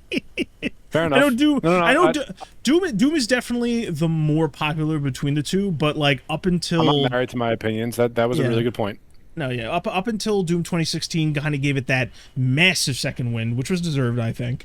It was they had both kind of fallen by the wayside, especially with Doom 3 being divisive, I guess you could say. I don't think a lot of people really understand that the entire reason why Call of Duty even exists is because of Quake. Like, I don't think people now really appreciate that technology. Yeah. But yeah, so moving on from that, a big thing that this has the internet talking, and it transitions right along to the next studio, is apparently a sequel to Avowed has been shelved, not hard canceled, or maybe canceled because we'll see what happens. But and now apparently they're being put on a new Fallout game. Now here's the thing, Bethesda? Obsidian. And Obsidian is being put on a... Oh, that's right, because it's rumored to be a New Vegas remake or New Vegas 2 or something like that. Or something in the... Some people are saying it's New Vegas 2. My whole thing is like this kind of like... It's like this weird angry bloodbath that just simmers there. Because, there's a lot of bad blood in the fan bases between... traditional Fallout, Fallout 3, Fallout New Vegas. Everybody has their own corner they pick fights with. Apparently Bethesda at some point did a PowerPoint presentation to Obsidian developers saying everything they got wrong in Fallout New Vegas, so there's some bad blood there. The writers of the different games have taken pot shots at each other throughout the years. It's like you're forcing them to do something that Bethesda doesn't want them to do. Obsidian is no longer equipped to do. I don't know how that's going to go, but that's definitely like... That's like we hear people like this Fallout New Vegas thing. Just make it already. Nobody wants fucking Avowed 2. I can barely tell you anything about Avowed 2 or Avowed 1. I fucking played it. It's like I kind of liked the magic system with the book and the wand, but everything else about it just kind of sucks. My thing about Obsidian is that for the longest time, their accolades are all about taking somebody else's franchise and making like a sequel or a spin-off to it, and then that one time they did South Park games, and then that one time they did The Outer Worlds. I don't know, like Obsidian to me it just kind of sucks now. Like I don't know, then maybe it sucked forever. Like I heard somebody critiquing I don't know them, enough about them or their games. Somebody asked them, it's just like, oh man, the Obsidian now isn't what Obsidian used to be, and one of the top Obsidian guys like, well yeah, nothing stays the same forever. I'm like, okay, just close the fucking studio down. I don't know what to tell you. And then going on to id, there's been a lot of talk about this one because they I think they were probably the most heavily affected. They got about 50% of their workforce was cut. Yes, and there was a lot up in the air, but they were quick to respond, and there's two things worth noting. Apparently Microsoft is not shuttering id software or making them a support studio. They're still going to have a very important presence going forward. And they almost did like a little saying the quiet part out loud kind of thing, because you were talking to me before about how much you like the new Doom games and everything like that. Would you say you like Doom 2016, Dan? Would you say that? Yes, Anthony, I would say that. I've got good news for you. id Software's current headcount is it's the same. It's the same. They have the same amount of people as when they made Doom 2016. Yep. So I got good news. That's a nice lean team for you right there. So I'm sure they'll be just fucking fine. All right. I'm not worried about them in the slightest. So that's pretty much everything to note as far as direct studio impactments go. So Doom 2016. What was the time difference between them releasing Doom and Eternal? How long after 2016 did Eternal come out? Because that's when the studio really ballooned. 3 or 4 years. And then I think it was 4 years. All right, so 4 years from 1 and 2, and now how much time from Eternal to the Dark Ages? Was that another 4 years? Or was it 5? Might have been 5 years. It might have been 5. Yeah. Just but trying you also to need think to of factor in Eternal did get larger DLC packages than Doom 2016 did. Like the Well, Eternal got like those I full don't think expansions. 2016 got any DLC. It did. It just wasn't anything. It's not like It it was for was an expansion multiplayer. level. It was a No, nothing that's what I'm burger saying. because nobody played it. Yeah, That's what I'm and getting then at. But it did yeah, still get DLC. Eternal got 2 story expansions, and now Mhm. Dark Ages has the one. I don't think they're going to be doing a second one. Um, Why? I don't know. I not I don't have an answer. I have no idea. Okay. Um, because so the only thing that I'm basing it off of is the fact that on my collector's edition box for Doom: The Dark Ages at home, I was actually looking at it today because I was cleaning up my little office area. Um, it on the back of the case it says, you know, future DLC included with, you know, the premium edition or whatever it was, but it was not in the plural tense of the word. So that's the only thing I'm basing it off of.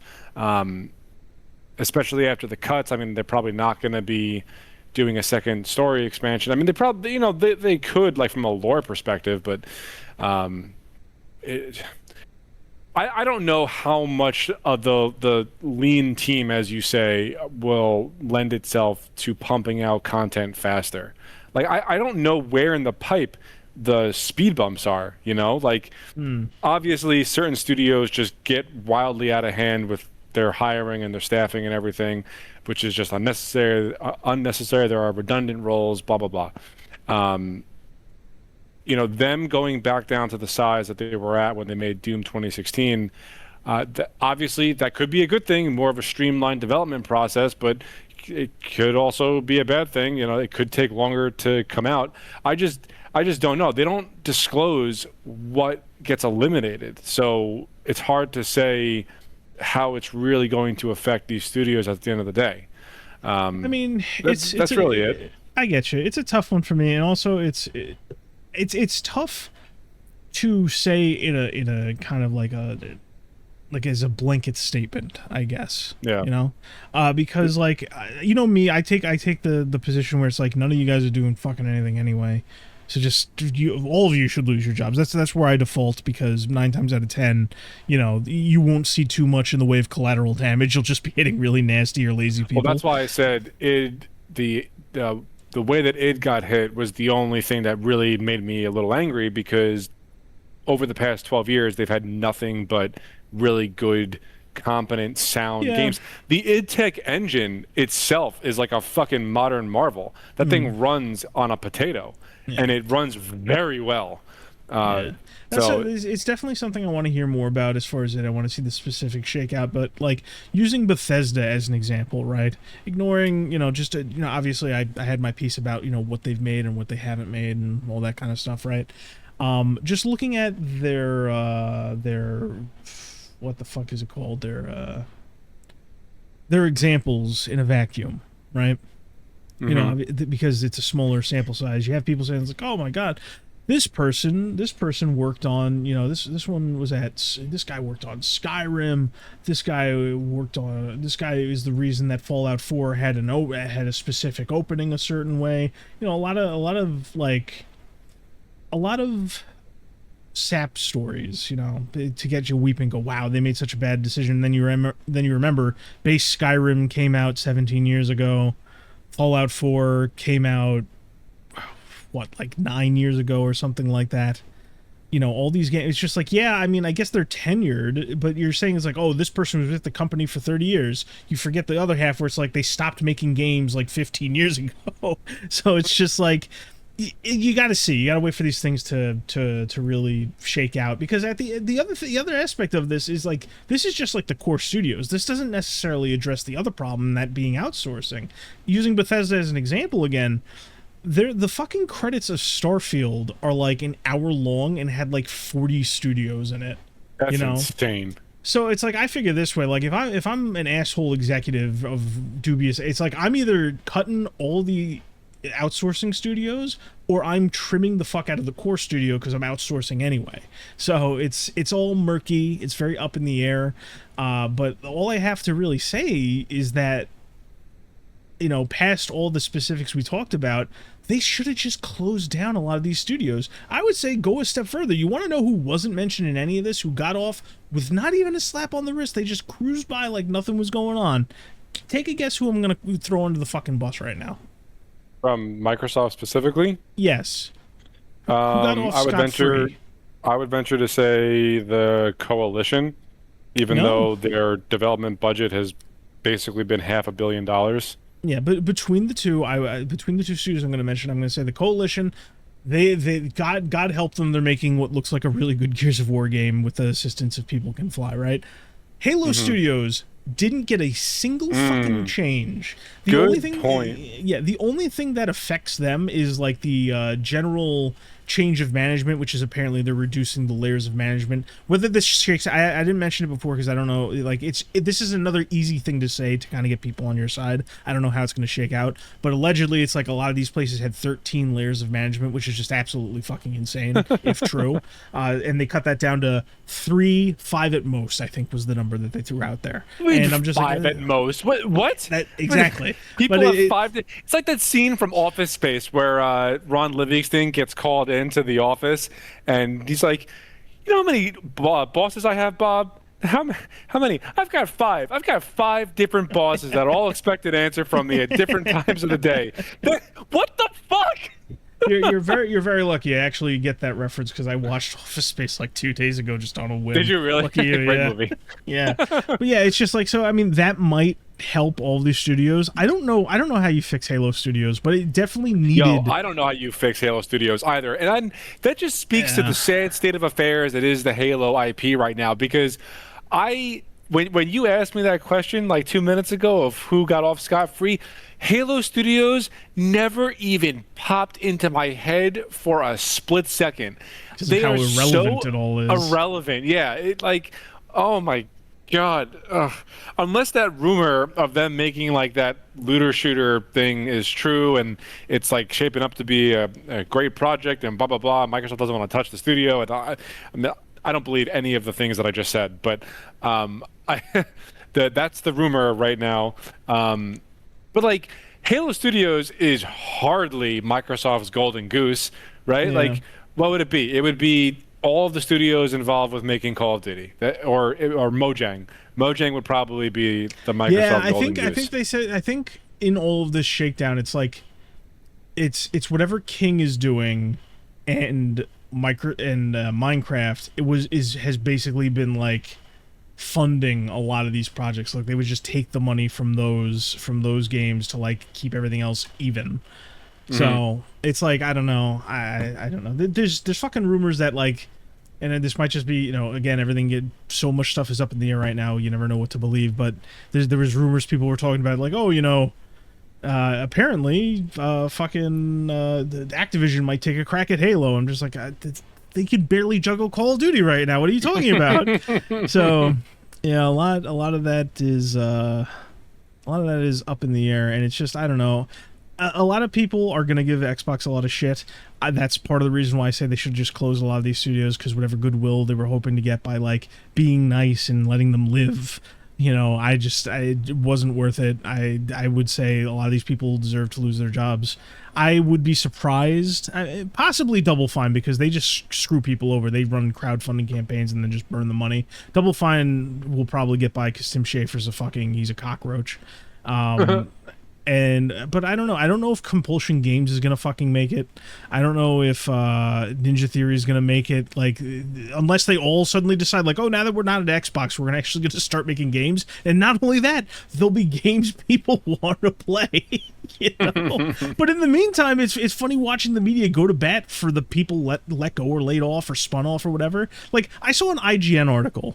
The IGN article was, Xbox is not healthy, but losing all of this talent isn't the cure. And you know what they used for the fucking thumbnail for this article? Oh boy.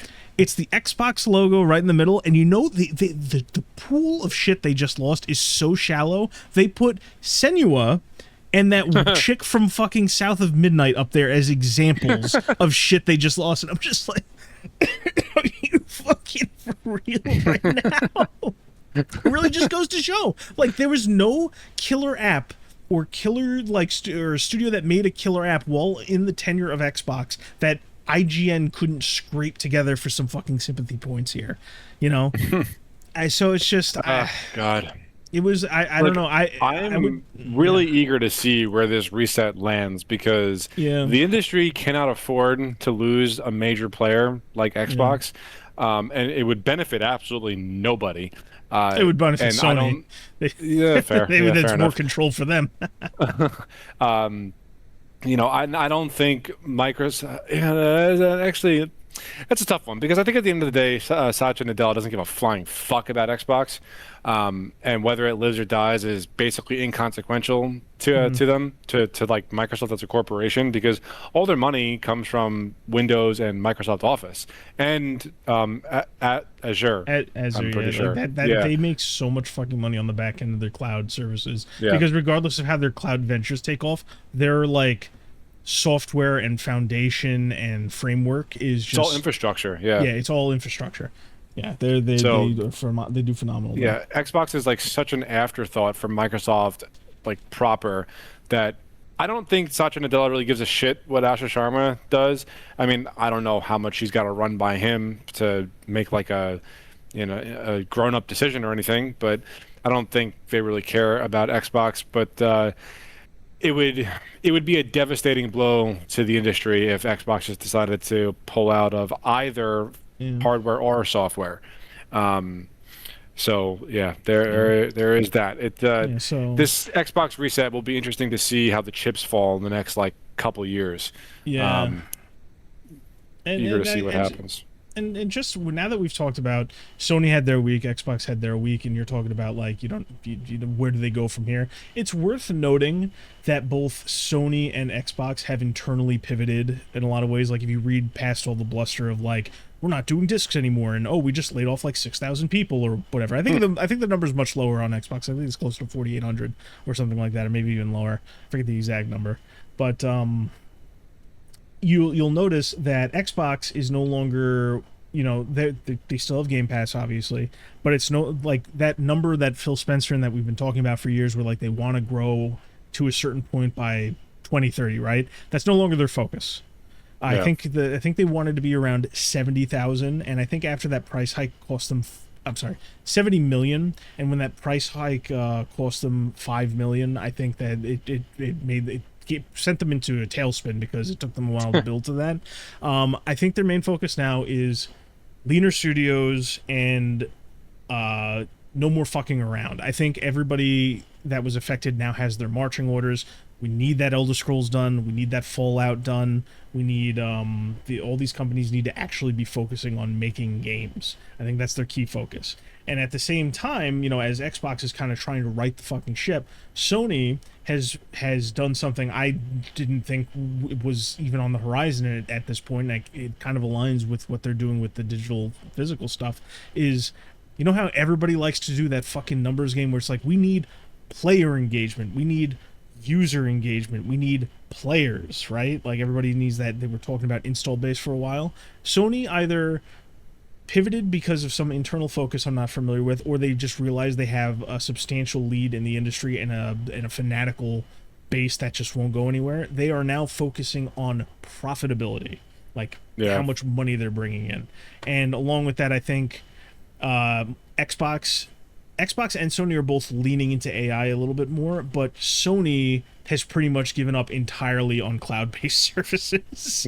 Just whatever the PlayStation, you know, subscriptions require, that's the long and short of it. I think they're fucking done chasing that fucking dream, because they've been going at that since we were both still at Best Buy when they announced they were going all in on the PlayStation stuff. So I think that just after, you know, years of just going nowhere and having that be like the one thing Xbox is just consistently better at, they just said like, nah, fuck it, we're done with this, you know. Yeah. All right. Well, I guess that was all the Xbox stuff. I mean, Yeah. that was a pretty big thing to happen this week. Okay. Moving on. Assassin's Creed Black Flag Resynced shipped a couple days ago at this point. I think it was on the 9th.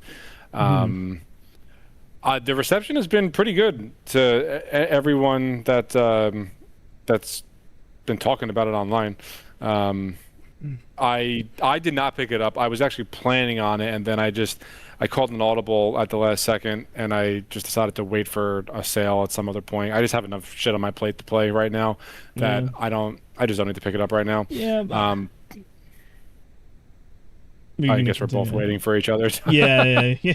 I can't say much about the game because I obviously haven't played it, but I was able to watch it firsthand from my buddy's PlayStation. It looks fucking gorgeous. Wow. It looks really, really good. Certainly but colorful. that's pretty much the only thing that I gotta say. I know you don't agree with me. No, my whole thing my whole thing is like that everything I've seen it really just feels like I don't know, like the cutscenes are apparently capped at a lower frame rate. Yeah, I heard they were capped at 30, which is just criminal. There's no reason for that. There's apparently, despite them talking about all the wonderful things they were going to add, there's apparently cut content. There's missing weapon classes. It launched with nearly $100 worth of DLC that doesn't stack with the deluxe edition. What does that mean exactly? Because that was some of the negative reviews that I've seen on Steam. It launched with $100 worth of DLC. That means you have to spend an additional 100 to get everything, or let's take a look and see let's see what they're offering. Because the game itself is 60, or is it 70? I think it's 70. It's 70, 85 if you 80 if you want the deluxe edition. Right. So the deluxe edition comes with all of the skins, and one of the skins has like gameplay benefits to it. You get a naval pack. I'm sorry. It's $60 base, $70 for the deluxe. I just looked that up. Okay. I was saying 70, 80. I just wanted to. So let's see. There's the Master Assassin's character pack, Master Assassin naval pack, Hellfire pack, Hellfire naval pack, and Sea Serpent character pack. All those individually, they're $10 each. Actually, no, I'm lying. There's all the DLC. Oh, okay, so this is where it's $84.91 for all the DLC. Yeah. And then what do you get in the deluxe edition? You get the deluxe edition. You get the Master Assassin's bundle, which is the naval and the character pack, which is a complete naval set, crew attire, a pet, and costume and trinket, sword and pistol, and unique perks. The perks are what affect the gameplay. Mm-hmm. Okay, so you get 2 out of the 10 things that are here. Something like that. Yeah. You get 2, 4, 6, 8, 9. So you get 2 out of the 9 things that are here. Mm-hmm. That is. Yeah, but I'm not making an excuse. It's not. This is not me accepting it or anything like that. This is just how games launch now, especially Ubisoft games. Not particularly. I mean, it happens. But well, not every game, but like these are all the AAA games. They all launched like this. They launch with, a base game of relatively limited content, and then the cash shop has a bunch of shit in it that you can buy day one, and it always works flawlessly. I mean, there is truth in what you're saying, but I don't think it's nearly widespread enough to be like, oh, that's just how it is. I'm not defending it. I'm just saying. I'm not saying you are. I don't know. Like, I look at this. It's a remake. That's priced high as like your average game. It has less content than the original. They're selling nearly $100 worth of DLC. The remake doesn't even look that uniformly good at it looks fine at a glance, obviously, when you're playing it, but it doesn't really, everything I've seen, it doesn't really hold up under scrutiny. And I feel like this is it. Credit to them, because we're kind of back in that this is the kind of game they needed to bounce back after Shadows, because this is the kind of game that people will buy, they'll pick up, they'll talk about how great it is for a couple weeks, and then they'll just forget about it. But it'll reset that internal, I guess, feeling that people have for Ubisoft. It kind of rebounds them a little bit. Meter. Yeah, the whatever you know how people have like you don't have necessarily knowledge all the time or memory of something all the time, but you know how you feel about something. I think this will help them rebound a little bit, and it shows because Dan, as I mentioned, they announced 2 million copies sold. Yeah, copies. Oh, by the way, how, the 30 FPS cutscene lock, that is a bug. They put a post up on their Steam page. Yeah, They are okay. working on something, so that's not intentional. How did Give that, credit where credit is due. I mean, I guess it really strikes me as like I think that if I had to guess the cynic in me, that's not a bug. That's just the way that it is. But enough people complained where they're going to patch it and they're going to call it a bug. But I have a feeling that if Shadows didn't exist and Assassin's Creed wasn't on the downturn, like let's say this came out after Unity or something, like the cutscenes would just remain at 30 frames. Like it's just I don't trust them in the slightest. But I'm just telling you what's at here. least they're fixing it. No, I'm just saying it to the general. I'm not saying it directly to you. I'm not saying listen here, dum dum. It's not they don't care about you or me. No, that's not what I'm saying. Well they don't. Yeah, but yeah, I don't know. It's just it's I don't know. We're going to hear about it for a couple weeks. It sold well enough that, they boldly used copies sold as a metric instead of just players. Instead of engagement. Yeah. So, I mean, I guess they're happy with it, good for them. They wrangled in a sizable chunk. I do think we'll have to see what kind of legs it has because 2 million is kind of light for like peak Assassin's Creed, like this is the one everybody likes. I was actually, when I saw that number, after I got over my surprise of seeing, sold, I'm surprised it wasn't like 3 million out of the gate if it really is as good as people say. But it's just another one of those things, like all the people that are playing it now that were the same kind of people that would have bought Shadows, the ones before it, the same people that say they like to shut their brains off. I'm sure they will enjoy it for now, and then in a month from now they won't be able to tell me anything about it, or in 2 years from now they'll talk about how it looks dated because that's just how those people operate, and then that'll be that. Well, I could just tell you from my experience, seeing it firsthand, it looks very, very pretty.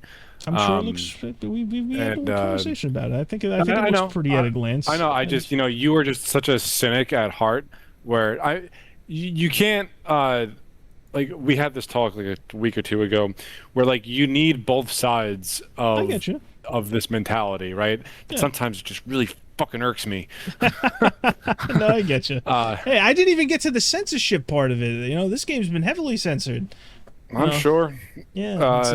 I'm still planning on picking it up. Like it looks like it looks fun to me. So I'm still planning on picking it up. You own the original? Not on Steam. Really? That's yeah, surprising. I wasn't like that big into. I don't own any Assassin's Creed game on Steam, actually. Really? Wow. Huh. Yeah, I just did holy shit. Huh. Would you look at that? Yeah, unfortunately, with the remake out, I don't think the original is going to go on sale anytime soon. Otherwise, I'd say I just wait for it to go on $5. Like everything outside of after Black Flag, that's when I checked out of the franchise. I don't even think I beat Black Flag. So, anywho, okay. Let's see what's next. We're kind of coming to the end of our rope here. I'll move that to next week. We can do the smaller news, or we can just jump straight to slice of life, whatever you want to do. I'm just gonna rapid fire the small news stuff. Sure. Space Marine 2 apparently did so well. Saber Interactive has been flooded with offers to develop other very large, very well-known IPs that they have not disclosed, and obviously they can't do all of them, so they have to turn down the majority of them. But the cool part is that Space Marine 2 did so well. It was literally like life-changing for Saber as a studio. So that's cool. It gives me hope for Space Marine 3, which we all know is coming because they already confirmed it. And Space Marine 2 is still getting updated to this day. I need to jump back in sooner or later. Let's see. Fans want more Cyberpunk DLC because the game sold 40 million copies, I guess, and they just want more of it. I don't know what. Okay, the story was wrapped up so perfectly, like it doesn't need any more. Well, I mean, the story getting wrapped up didn't stop them from making Phantom Liberty. Yeah, but that was already planned. Yeah, but I'm just saying. That's what I'm saying. Like they could just do. Yeah, you're not wrong.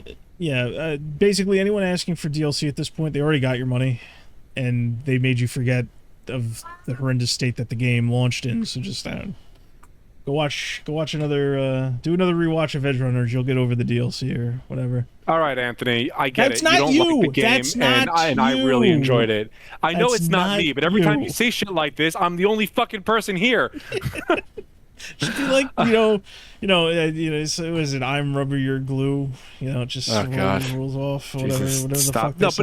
but it's the tone in which you say it that irks me.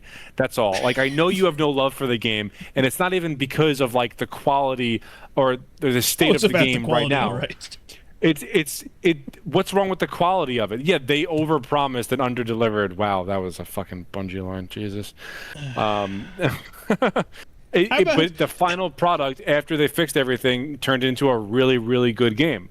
And you can't get over, certain things, and I don't know. We're just gonna go. This is just a fucking immovable object versus an unstoppable force. You take a week off. I'll take a week off. We'll go find a dark hole to dig in. We'll jump in it, and we'll just play nothing but Cyberpunk. And then I can explain myself in excruciating detail, and then only one of us will walk out of the hole by the end. Yeah, Jesus Christ. All right. You're not getting new DLC, you fans. Yeah, they don't give a fuck anymore. God. Okay. Apparently Bungie's hiring. I didn't even know that, which is fucking hilarious. Yeah, that is. They're hiring specifically for Marathon. It should be noted all of these things are they need some positions filled around Marathon. I guess when they cut half the studio, they let a bunch of people from Marathon go. They're just a fucking laughing stock. They're just a total fucking laughing stock, and it's embarrassing. It's embarrassing that I ever called myself a fan of this fucking studio, and they've mismanaged themselves into life support, where their only live game right now is less than Destiny ever was. And Bungie's hiring. Go fucking apply. Games Done Quick. Wait, what was it? What is this? Games Done Quick takes a stand. What is this? Yes. Explain. Games Done Quick. Now I'm all worked up, Anthony. Thank you. Why could you? I should have worked you up at the beginning of this. Summer Games Done Quick has just wrapped up. I'm assuming you're familiar. I've at least brought it up a couple times. I know you mentioned what Awesome Games Done Quick is. It's the charity event. They do one in the winter, one in the summer. One's for preventing cancer, and the other one's for Doctors Without Borders. They recently said that they had canceled a follow-up sponsored stream with SNK because of the connections with the Saudis. And all I have to say is, overall, Games Done Quick is another one of those institutions that's just kind of been taken over by like the whole crowd that has that very particular virtue signaling values kind of things going on there, like the same shit that I complain about in the fighting game community, they have it here. So somebody's just like, so are you going to do that with like all of the games that you've ever hosted on Awesome Games Done Quick that have connections to the Saudis in some way, shape, or form? Of course they're not going to. Are they going to address the fact that, Doctors Without Borders has a couple skeletons in their closet as well? No. But don't worry, they're not taking that icky SNK money. Much like the fighting game community, so that's all that was. Yeah. Well, that was your small news roundup for this episode. Yeah. Let's move on to Slice of Life, and then we can wrap this bitch up. Actually, no, I'm going to go first because mine is super fast. Go for it. Okay, so since the Sony announcement of them ending all physical media, there has been an explosion of interest in the piracy of games now, which I personally love. I think this is great. Just for several different reasons. One, and the biggest of them all, is game preservation. That is super important, and not enough emphasis is put on it by any meaningful party in the games industry, with the exception of good old games. But they are still kind of a small fish in a very, very big ocean. Number two, just sticks it to Sony, and you just love to see it. So that's pretty cool. And number three, I think it's going to encourage more people to jump on the train to take a stand against this, even if it might not change anything. So that is my little slice of life for this episode. People have expressed much more interest in piracy of games. Not even to rip anybody off, but when someone loves a game that much that they're willing to go out of their way to pirate it, and doing that to a game is way harder than doing it for a movie or music or a TV show. Way harder. I would say it's not necessarily harder. It's harder to get your hands on because of the process that goes into breaking the games and making them playable, and also the fact that that's what I mean. Oh, okay. And also, then this is the key factor, is just like some of these games are fucking massive. Right. You want to jump through all the hoops and then like have this $100 gigabyte weight that you may not be able to get rid of. Yeah, my point being is that you really need to go out of your way to pirate a game as opposed to just audio or video. So I think that's pretty cool because it'll open at least one person's eyes permanently, and then they'll end up becoming more involved in the industry, or an activist in the positive sense of the word. Yes. And that it was ultimately a good thing. So that's my little slice of life for this week. Yes, I have two little small things for slice of life. One's kind of related to what you just said, and one's something you might also have something to say on. Okay.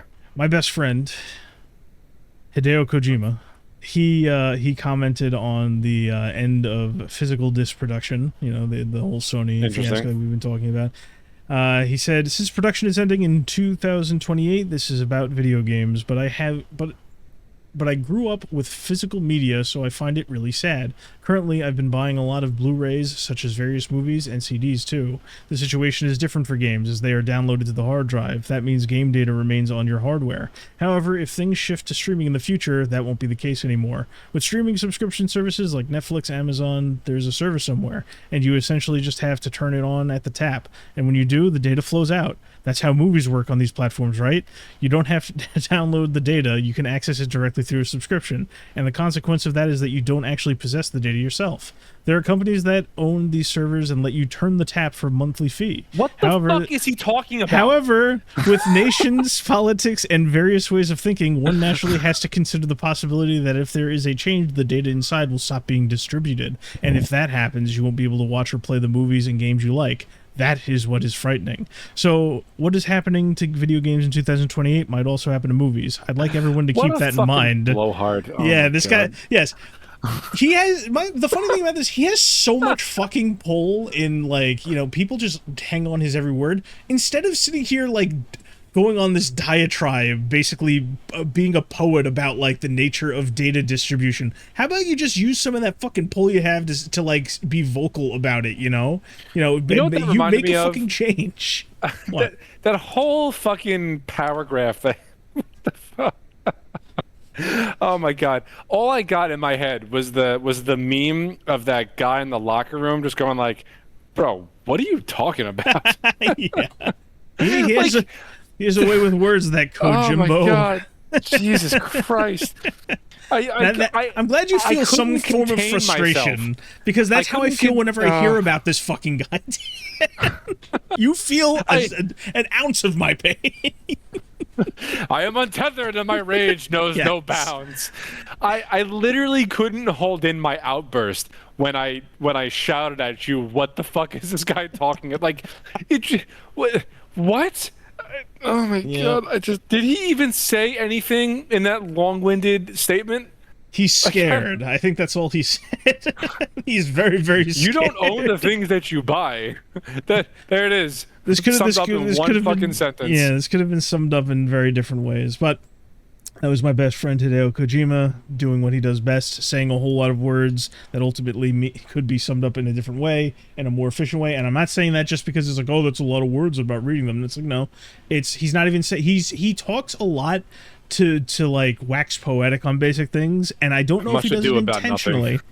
I don't know if he does it intentionally, but I think it's because people look at him when he says that, and it makes it I think people think he's smarter for the amount of words that he puts out. But I don't fucking know. Anyway, my last little bit of Slice of Life. I don't know if you watched that video I put in Slice of Life, but yeah, you don't need to. It's fine. Basically, with the release of Black Ops 2, Black Ops 1 and 2 to the PlayStation 4, top, quote-unquote, top professional, quote-unquote, professional Call of Duty players of the now are apparently getting their asses beat and are complaining about the lack of, like, they're not saying directly like where's my aim assist, but they're basically noting that the way that the thing that helps them snap when they do all the stupid jumping around shit isn't really present in Black Ops 2, and they're getting felted right now. That and is just poetic, and it makes me Yeah. all warm and fuzzy inside. Yeah, and the funny thing about this, Dan, some of these people have gone as far as saying, "Oh, Black Ops used to be my top 5, but man, it's just aged so poorly." I'm just like, "No, no, you just you're shit, just my terrible. guy." Yeah, I don't know what to tell you. Like, I'm not stuck in here with you. You're stuck in here with me. yeah, like, I'm not gonna say, we're the best. I know my aim can be a little iffy sometimes, but I never like deluded myself into thinking that like the game, like, I don't know, I've played all the games consistently and I've enjoyed them despite all the different gripes, and I've performed reasonably enough where I'm comfortable, and I was never in the dog shit in the sewer or whatever, but like, I don't know, you're just bad. Skill issue. No, Skill it's issue. like all these kids are so used to the modern tech of the massive aim assist on controller and all the movement tech where like you can build up your momentum to a completely ridiculous standard and maintain it over the course of basically an entire match. And like now you're going back to what made this franchise so popular in the first place, where this shit never even existed and they don't know how to deal with it. Yep. So sorry. Yep, Get good. Too bad. Get This good. is how it was. Yep. That makes me happy. There you go. Oh, Jesus. All right. Well, that about brings us to the end of this episode, Anthony, my friend, who, God, fucking pisses me off sometimes, but I love you despite that. Love you too, bud. If you're still listening, thank you very much. This was episode 114 of the Pregame Network podcast. If you have a question for either one of us, then please do not hesitate to leave it in the comments, and we will address whatever we can in the next episode. So with that being said, thank you, and see you next time. Bye. Bye.